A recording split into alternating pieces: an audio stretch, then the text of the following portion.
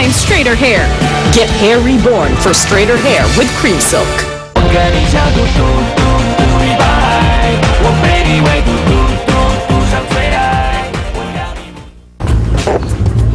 Eto na, nandito na tayo.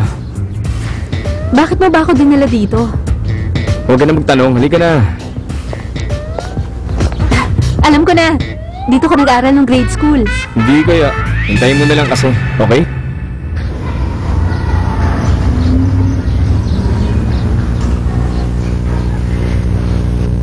Ano ba talaga ang plano mong gawin? Shhh! Mag-uumpisa na ang show. Show ng alin? Show ba to? Tayong dalawa lang nandito.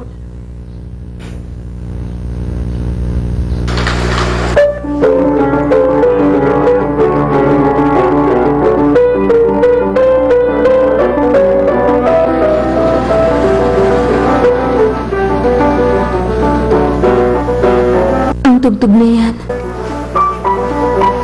Beethoven's 6th Symphony. Bakit? Pamilyar ba sa'yo ang tugtog na yan?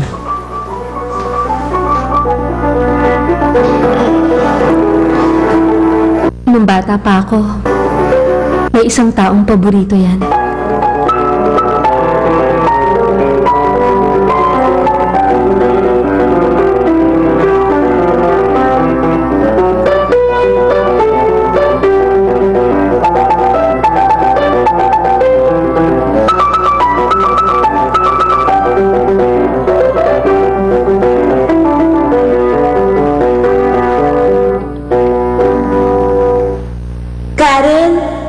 Kanina mo pa ako pinapanood. Dapat natutunan mo na yan. Ilang beses ko bang sasabihin sa'yo, tawagin mo akong ate. Sige, susubukan ko. Teka, mali ang posisyon ng kamay mo.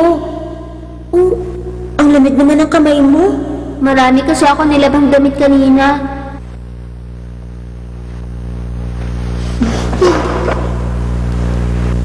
Ito yung niluto ni Mamang itlog. Mainit pa yan. Hintayin mo uminit ang kamay mo, saka kita tuturuan.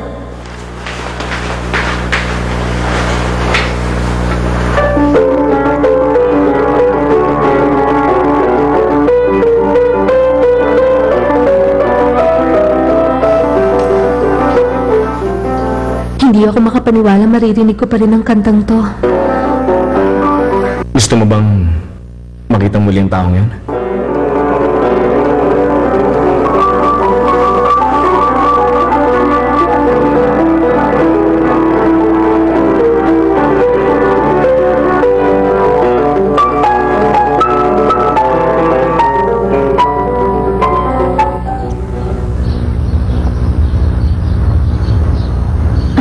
Teka lang muna, hindi mo man lang ba siya kakausapin? Para saan pa? Sinubukan ko na siyang hanapin noon pero ayaw niya ako makita. Tingin mo ba dahil nakailam ka magbabagong isip niya? Baka mas lalo siya magalit. Hindi sa nakikialam ako. Isipin mo sana yung isang insidente sa buhay mo kung saan nawala ang kakayanan mo na maging lubos na maligaya. Tutulungan kitang harapin yun ngayon.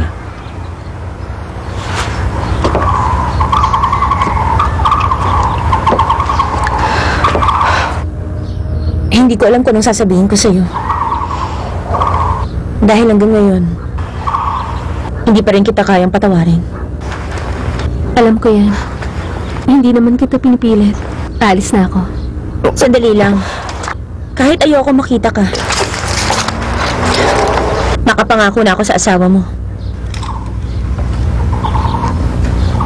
Nangako ka sa kanya? Hindi mo sinabi kung anong nangyari?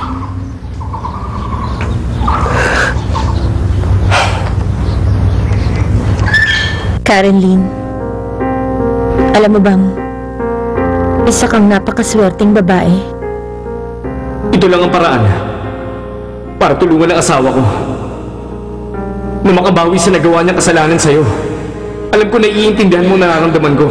Hindi na mahalaga kung may makukuha o kapalit o wala. Dahil karapat dapat na patawarin mo siya. Kahit noon pa man, alam mong hindi na kita gusto bilang kapatid. Ngunit ngayon, na may nagmamahal sa'yo ng taos-puso, ibig sabihin nun, may mga katangian ka na hindi ko nalalaman. Kaya,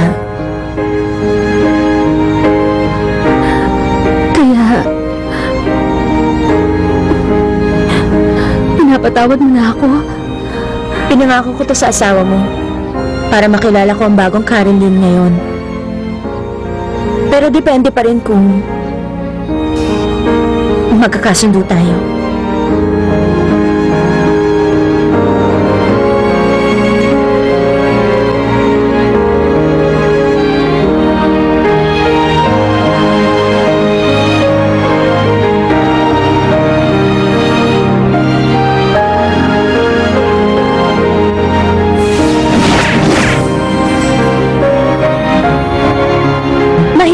Ng pagmamahalan nyo yan. Ang totoo, kahit bunawang mundo sa 2012, hindi pa rin mawawala ang pagmamahal nyo para sa isa't isa. Mawawala na lang ang mundo, pero kayo nandyan pa rin.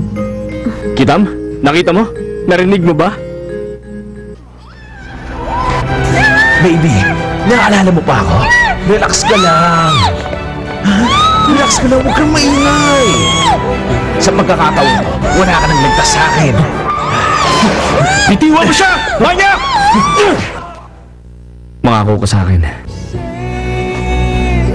na kahit anong mangyari sa ating dalawa, na kahit sino pa ang unang bumitiw sa atin, magiging ganito tayo lagi.